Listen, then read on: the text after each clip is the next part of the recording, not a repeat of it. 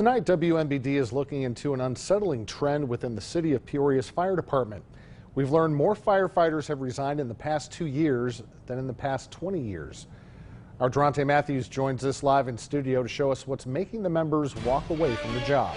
Durante?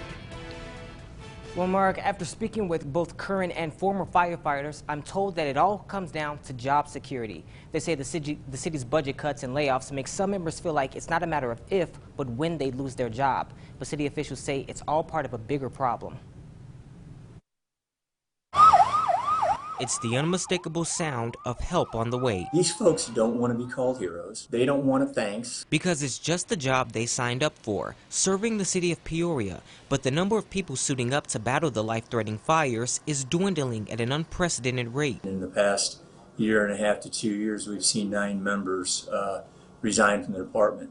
That's what Fire Chief Tony Artis told WMBD in an interview a little more than a week ago. Since then, he says another firefighter has resigned. For a little more perspective, Artis says until now, the department's seen 2 resignations in the past 20 years, leaving PFD with 177 positions and few job applicants. That's unheard of. But it is happening because firefighters say the threat on the job is no longer just physical. For the past few years, newer firefighters working for the city of Peoria have been faced with only 2 realities. Justin Siegman resigned last August after spending more than 2 years with the department he says he's honored to have worked for. They're either faced with the threat of being laid off and losing their job, or given the promise that if enough vacancies exist or are created through retirements, they'll be working in increasingly unsafe conditions as a result of the reduced resources and manpower. Options, he says, made it easier for him to walk away. I just felt that the best decision and most secure decision for me was to seek employment elsewhere at that point. Out in time to dodge the blow of budget cuts,